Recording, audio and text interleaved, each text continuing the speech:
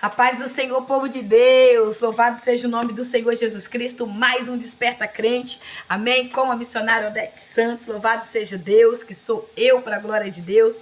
Então vamos lá, capítulo 8 do Evangelho de Jesus Cristo, segundo escreveu João. Nós já estamos no capítulo 8 desse Evangelho poderoso, libertador, que traz a confirmação, a certeza, porque João escreve os feitos dos filhos de Deus, escreve o feito do Deus vivo de Jesus.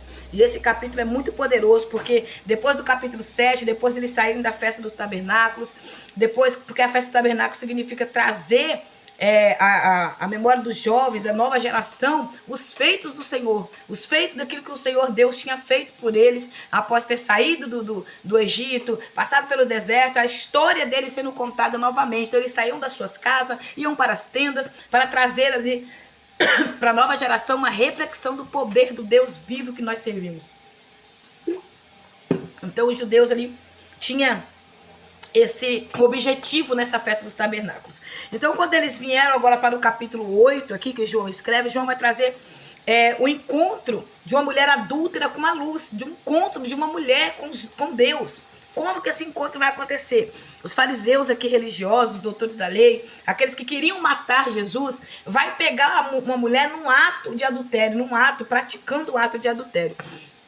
Ali na Palestina, na Galileia, onde eles estavam, o tema desse capítulo agora é treva ou luz, a gente que escolhe, a gente decide, treva ou luz. Também vai trazer o tema sobre vida ou morte, que somos nós que escolhemos. Esse capítulo é muito poderoso, é muito forte, eu creio tentar conseguir acabar num vídeo, mas se eu não conseguir, nós vamos entrar em outro vídeo para acabar, porque é muito forte. Traz uma reforma dentro de nós, né? Uma reforma, uma decisão que só nós podemos tomar. Nós escolhemos, em tempos de dores, dias de guerra, dias difíceis, nós escolhemos o amanhã, se é com o Senhor ou se é uma eternidade de sofrimento. Então, vamos lá?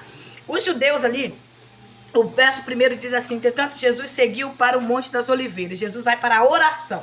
Jesus sai aqui, depois desse diálogo, depois de ser rejeitado pelas autoridades no capítulo 7, depois dele falar sobre a promessa do Espírito Santo, depois dele falar quem ele é, o Deus vivo, o Deus poderoso, sobre falar a festa de se levantar ali, as pessoas naquele rito religioso, perdidos no meio do caminho. Jesus se apresenta a eles como a salvação, como o caminho. E nesse capítulo 8, Jesus agora se apresenta aqui como a luz para aqueles que estão no pecado, como a luz para aqueles que estão em trevas. Aí os judeus religiosos vão trazer essa mulher. Jesus passa uma noite de oração no Monte das Oliveiras. Jesus desce para ensinar no templo. Por quê, irmão? Para me ensinar, eu preciso ter relacionamento. Todo aquele que foi levantado para ensinar, para direcionar, ele tem que ter uma vida de oração. Ele tem que ser uma pessoa que ora. Claro, a gente vê hoje pessoas que pregam, que cantam, que lideram e não tem vida de oração, não tem vida de relacionamento, direciona culto, faz tudo sem uma vida de oração. É nítido ver que pessoas que não têm uma vida de oração, você sente na pessoa que ela não tem aquela profundidade e muito menos aquela presença que traz o relacionamento com Deus. Uma vida de oração te aproxima de Deus e te afasta do mundo. Uma vida de oração te aproxima de Deus e te afasta do pecado.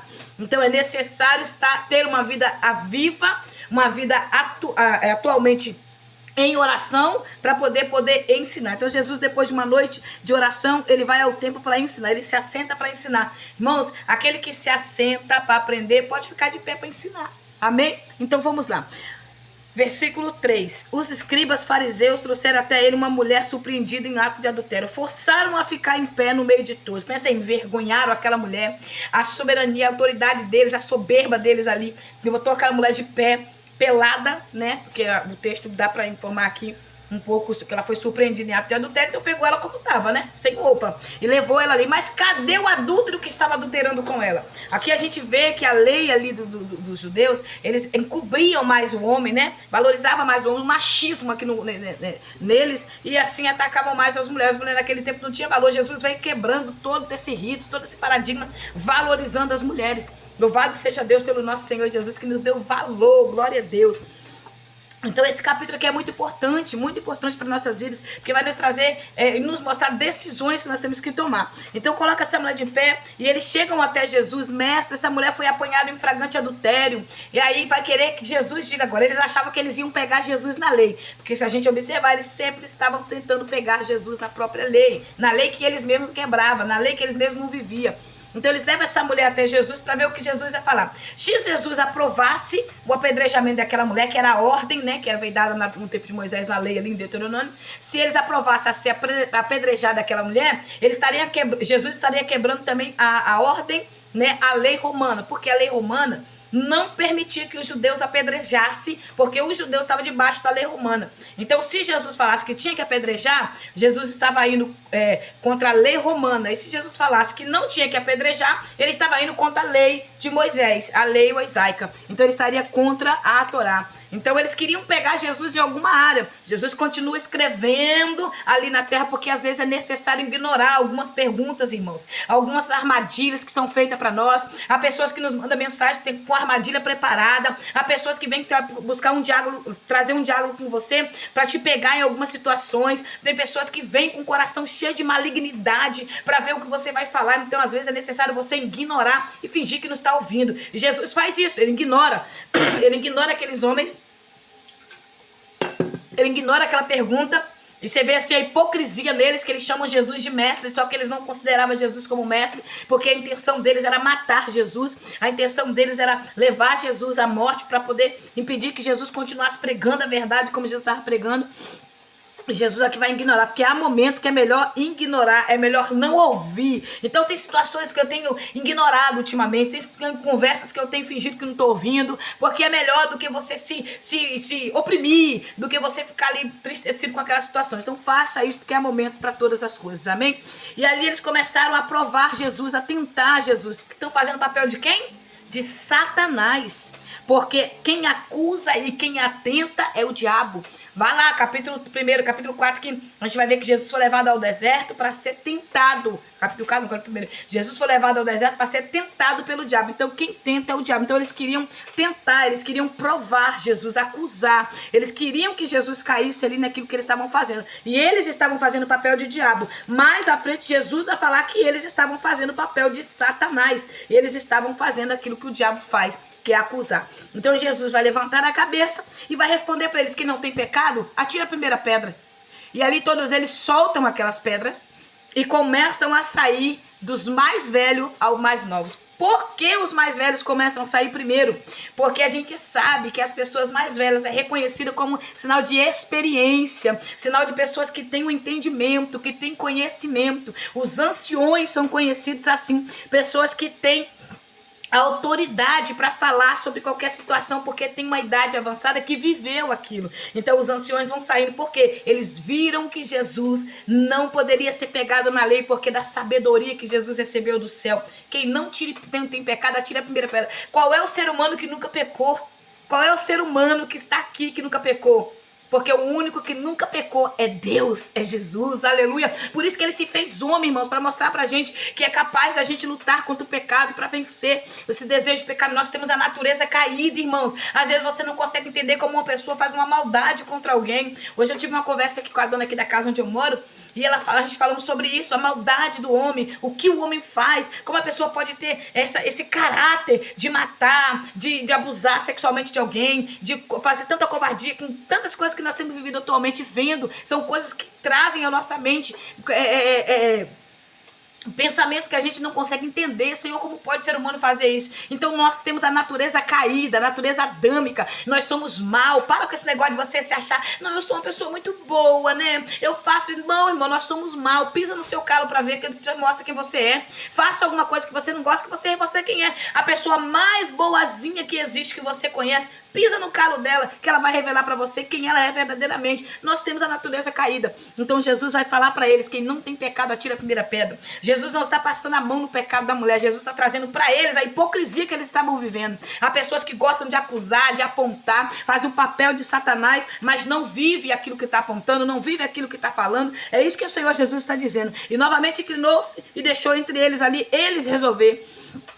Então Jesus não quis dizer que essa mulher não poderia ser morta. Jesus também não pegou uma pedra para atacar nela. Jesus simplesmente deixou para eles resolver aquilo que era certo, porque eles sabiam que eles estavam no erro, eles sabiam que estavam quebrando a lei, eles sabiam que estavam enganando a si próprio, porque todos nós somos pecadores. Conhece alguém que gosta de apontar, que gosta somente de falar? Pessoas que começam a falar de A, de B, de C, que está no pecado, que está nisso, está naquilo, mas não tem uma vida íntegra. A gente é pecador, irmãos, a gente é falho, a gente não podemos concordar com o pecado, não podemos amaciar ego de ninguém, mas a gente tem que lutar contra o pecado que tenta todos os dias nos dominar. Amém? Então aqueles ouviram isso sendo convencidos por suas consciências. Verso 9 está deixando bem claro. A consciência deles o acusaram. A consciência deles fez com que eles fossem se retirando do local. Porque, irmãos, eu posso não falar com a boca, mas a minha consciência, ela diz o que eu vivo.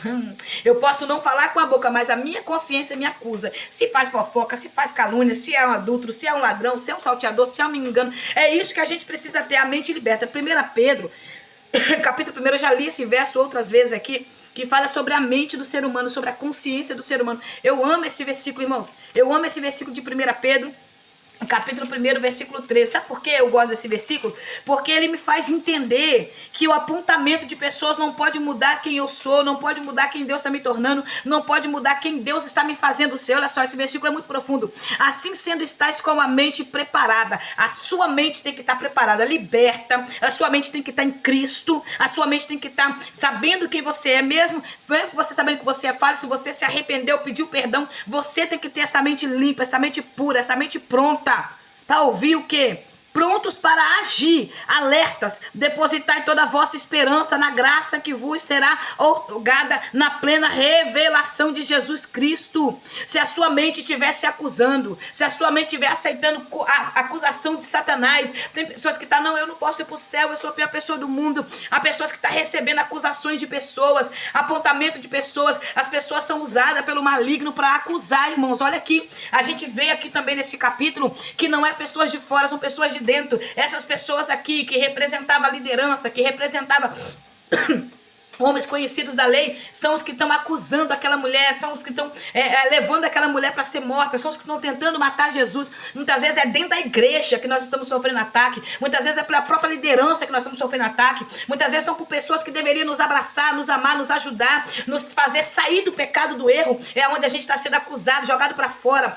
Eu vou falar, o meu filho conhece algumas pessoas de outras religiões, uma religião muito conhecida no mundo, né, Brasil, até a Bíblia cita sobre ela.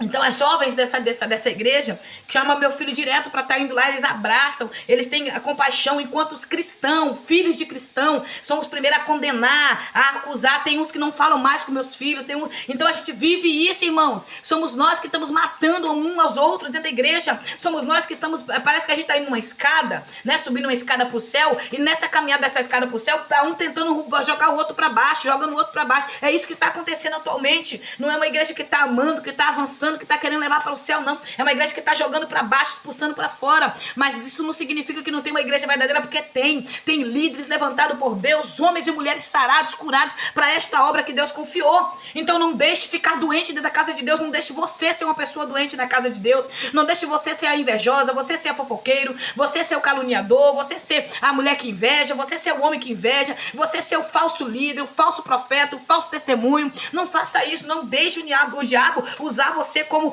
pedra de tropeço na casa do Senhor. Então essas pessoas vão se sair, porque a consciência vai acusar, e eles vão ver que eles não eram santos como achavam que é. Se você olhar para dentro de você agora, você vai ver que você não é santa como você pensa, você vai ver que você não é santo como você pensa. Quando eu olho para dentro de mim, eu vejo que eu preciso mais, necessito mais de Jesus a cada minuto. Jesus vai olhar para aquela mulher e vai perguntar: cadê os seus acusadores? Cadê aqueles que estão te condenando? Cadê aqueles que estão tentando te parar? Jesus vai olhar para aquela mulher e vai mostrar compaixão e amor. Só que, porém, Jesus vai fazer uma exortação a ela, para ela ficar na luz. Vai, mas não peque mais. Vai, mas não continue na sua vida de pecado. Vai, mas não continue vivendo a mesma hipocrisia. Vai, mas não continue do mesmo jeito. Jesus, ele não acusa, mas ele nos dá a oportunidade de sair do pecado e viver uma vida de santidade. Ele não aponta, mas ele vai dizer: sai, missionário Odete. Não, sai, Odete, do teu pecado e vem para a santidade para viver comigo. Sai do erro que você está vivendo e vem viver comigo, que eu preparei para você. Mas venha para a santidade. É isso que Jesus está falando para nós, irmãos. Se nós estamos em pecado, em falha, sai do pecado agora. Se arrepende dos seus atos e vem para Jesus e comece a andar em santidade com Ele. Tudo vai tentar te parar, tudo vai tentar te constranger. Tudo vai tentar te acusar, pessoas vão ser levantadas, mas você precisa estar com sua mente convicta de quem você é no reino. Jesus agora vai defender o seu testemunho, o seu ministério, do verso 12 ao verso 20. Jesus começa a fazer uma defesa do seu ministério, porque eles começam agora a questionar, a acusar Jesus, e Jesus vai falar quem ele é, Jesus vai mostrar a sua missão, Jesus vai mostrar o seu propósito, mas tudo eles questionam e tudo eles julgam. Julgadores é assim, pessoas que não vivem a palavra, que não conhecem a palavra, gostam de julgar, gostam de apontar. Os fariseus todavia lhe indagaram, tu dás testemunhas a respeito de ti mesmo, logo a testemunho não é válido. Jesus responde no verso 14: ainda que eu testifique de mim mesmo, o meu testemunho é verdadeiro, pois sei que onde vim e para onde vou. Todavia vós não sabes de onde veio e para onde vai. É assim, irmão. Tiago 4,11 nos diz que todo aquele que começa a acusar o seu irmão, Tiago 4,11. Caros irmãos, não faleis mal uns dos outros. Quem se opõe a falar contra algum irmão ou passa a julgar o seu irmão, acaba protestando contra a lei e julga também. Ora, se passares para julgar a lei, cessais de obedecer e assumir o seu lugar de juiz. Aí ele continua no verso 12, Tiago capítulo 4, verso 12. Um só legislador e um juiz é aquele que pode salvar e aniquilar tudo no quanto quem és para julgar o teu semelhante. Quem sou eu? Quem é você para viver essa vida de hipocrisia, querendo julgar, aniquilar alguém, apontando, mediocrizando alguém, jogando alguém no inferno? Tem pessoas que têm a chave do inferno. Tem pessoas que condenam o outro ao inferno, achando que ele é o dono da chave do inferno. Aprenda isso. Quem vai para o inferno é o Senhor que vai saber. Quem não se arrepender do seu pecado, cuidado, naquele grande dia vai ter muita surpresa. Aquele que você acha que vai estar lá, talvez não vai estar. Então a gente precisa entender isso. Comece nós uma análise, comece em nós uma limpeza. E Jesus agora nesse verso 12 ao 20, Jesus vai trazendo aqui, mostrando para ele que ele é o legislador, ele é o juiz, eu mesmo julgo e o meu julgamento é verdadeiro, pois não estou só. Ele está dizendo, eu não julgo sozinho, não, eu julgo com Deus vivo, com o Criador, com meu Pai, mas estou com o Pai que me enviou. Verso 16, a gente vai ver que esse diálogo, ele vai falar, vocês não julgam de acordo com a palavra, vocês não julgam ninguém de acordo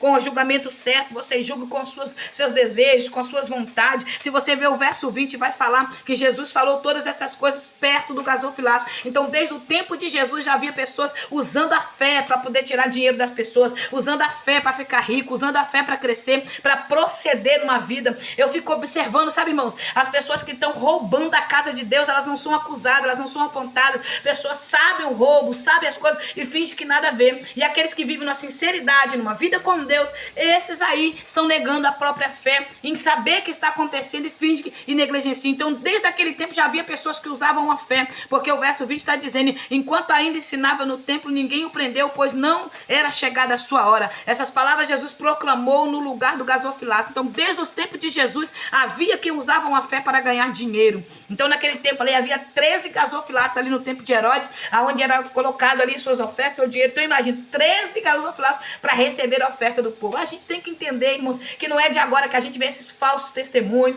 esses falsos profetas, esses ladrões, salteador na casa de Deus, pessoas que usam a fé para aproveitar das coisas do Senhor. A gente está vivendo esses dias hipócrita, esses dias que as pessoas usam a fé, enganam o povo e tem muitas pessoas gostando de ser enganadas. Eu sempre falei, eu preguei muito tempo na rua, 3 anos e meio pregando nas ruas, e a mensagem que eu pregava eu sempre falava, só tem quem vende porque tem quem compra, só tem quem vende porque tem quem compra. Tem pessoas que compram e pagam porque sabe que está sendo vendido. Então quando é vendido é um produto. Então a gente precisa entender isso, irmãos.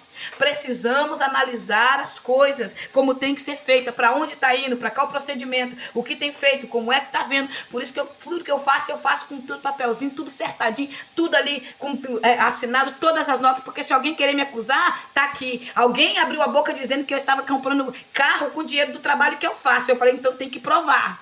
Tem que ter prova. Falar é fácil, agora provar, que a gente precisa entender, irmãos. As pessoas são levantadas pelo diabo para tentar degredir a imagem da igreja. Agora eu vou te dizer, quem é que fala um assunto desse? É os crentes.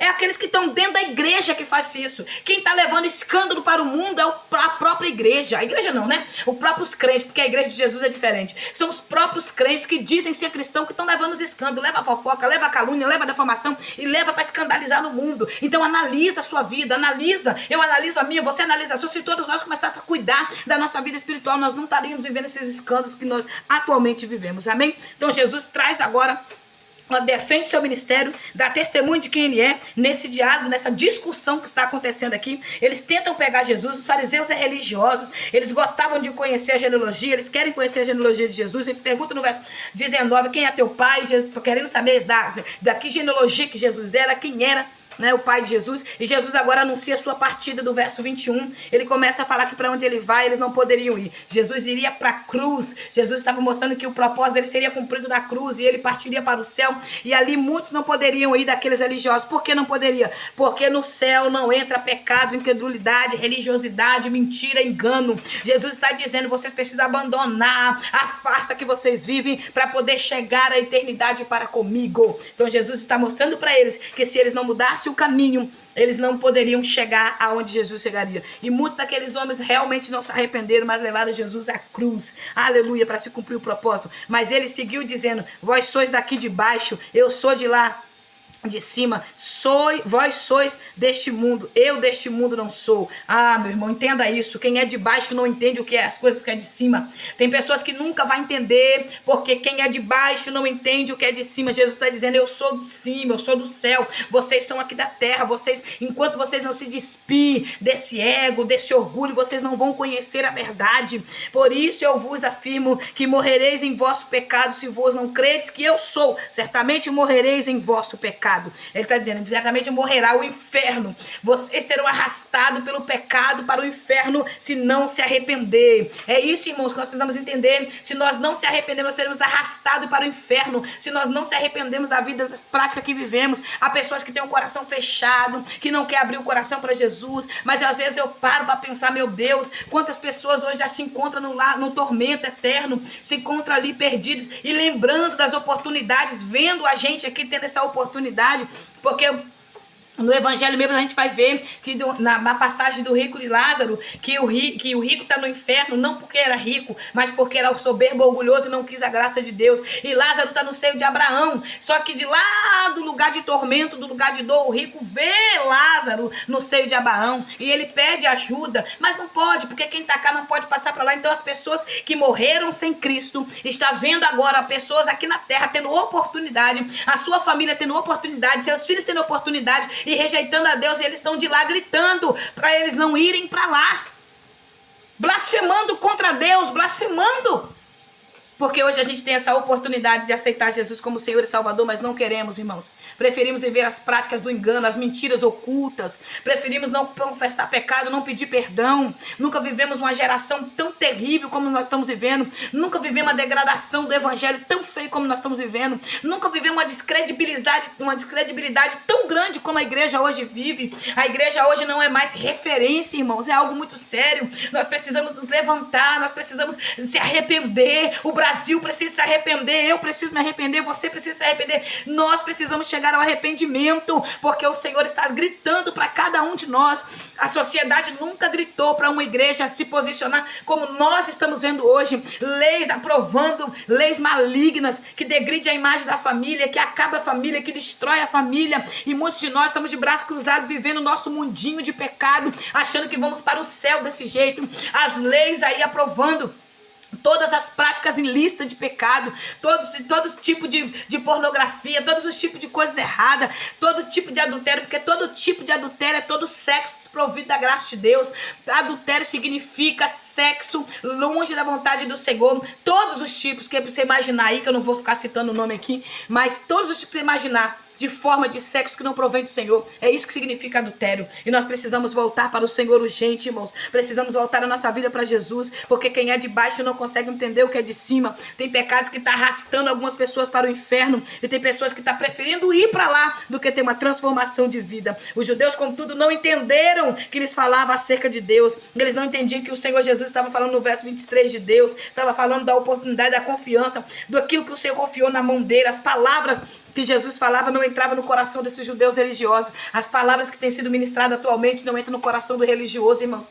Há pessoas que ouvem palavras, ouvem cada palavra poderosa, de pessoas que Deus usa, de pessoas que Deus tem levantado, de líderes que Deus levantou, mas não quer uma mudança de vida. Se a pessoa não querer mudar, não adianta. O líder pode fazer o que for, ele não consegue mudar a mente de quem decidiu viver uma vida medíocre e no pecado.